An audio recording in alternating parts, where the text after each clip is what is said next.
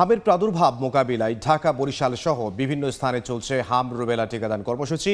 সে খবর জানবো। রাজধানীর মহাখালীতে আছেন সহকর্মী শফিকুজ্জামান রুবেল এবং বরিশালে আছেন সহকর্মী অপূর্ব অপু।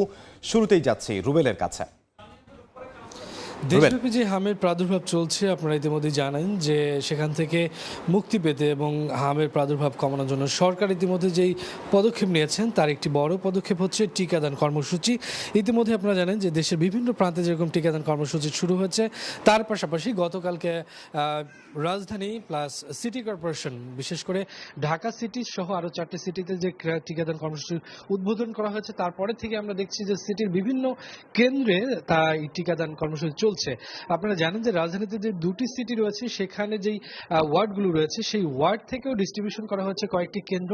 আমরা যতদূর জানি প্রতিটি ওয়ার্ডে 6টি কেন্দ্র নির্ধারণ করা হচ্ছে। সেখানে যেই শিশুরা রয়েছে তাদেরকে ক্যাম্পেইন করে তাদেরকে টিকার আওতায় নিয়ে আসা হচ্ছে। আমরা টিকা কেন্দ্র ঘুরে যেটা দেখতে পাচ্ছি যে খুব কাছাকাছি টিকা কেন্দ্রগুলো হওয়ায় যারা এলাকার লোকজন রয়েছেন তারা কিন্তু তাদের শিশুদের নিয়ে আসছেন এবং খুব স্বাচ্ছন্দ্যে টিকা নিচ্ছেন এবং অনেকে বলছেন যে এই ক্যাম্পেইনটা আরও দ্রুত শুরু করলে হয়তোবা তারা আরও বাচ্চাদের নিয়ে আরও আগে ভ্যাকসিনেট করতে পারতেন।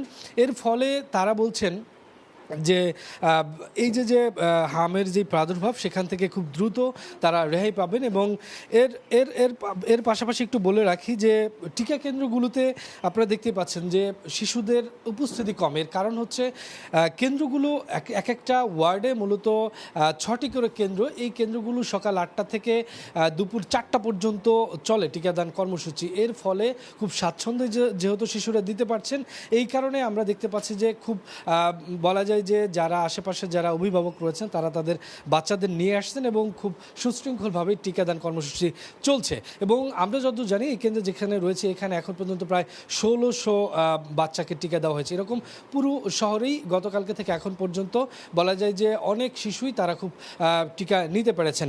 তো সব মিলিয়ে রাজধানী প্লাস 2 সিটি কর্পোরেশনের টিকাদান কর্মসূচি থেকে এই ছিল এই মুহূর্তে। আমাদের আরেক সহকর্মী রয়েছেন অপূর্ব বরিশালে, তিনি জানাবেন সেখানে হামের পরিস্থিতি। রাজধানী ঢাকার মতোই বরিশালেও হামের প্রাদুর্ভাবের মাত্রা কিন্তু উচ্চ হারেই বাড়ছে। প্রতিদিনই এই সংক্রমণে আক্রান্ত হচ্ছে নতুন নতুন করে শিশুরা। গত 24 ঘন্টায় বরিশাল শেরেবাংলা মেডিকেল কলেজ হাসপাতালে নতুন করে 34 জন ভর্তি হয়েছেন। এই মুহূর্তে এই হাসপাতালটিতে চিকিৎসাধীন রয়েছে 129 জন, কিন্তু হাসপাতালটিতে বেডের সংখ্যা রয়েছে মাত্র 30টি। অর্থাৎ বুঝতেই পারছেন যে শেরেবাংলা মেডিকেল কলেজ হাসপাতালে কোনো আসলে বেড নেই। একটি বেডে 2-3 করে শিশুরা চিকিৎসা নিচ্ছে। আর আপনি জানেন যে এই হামের প্রাদুর্ভাব ঠেকাতে সরকার গতকাল থেকে রাজধানী ঢাকার 2টি সিটি কর্পোরেশন সহ দেশের 4টি সিটি কর্পোরেশন এলাকায় বিশেষ টিকা ক্যাম্পেইন কার্যক্রম শুরু হয়েছে।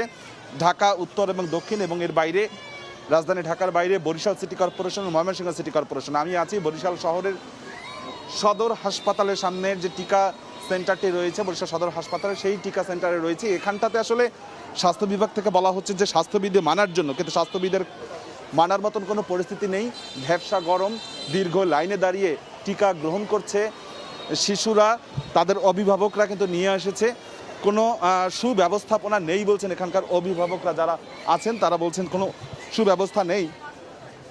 জেলা সিভিল সার্জন তথ্য জানিয়েছে যে 42,210 জন শিশুকে আগামী 10ই মের মধ্যে তারা লক্ষ্যমাত্রা ধরেছে, তার মধ্যে টিকা দেওয়া চলবে।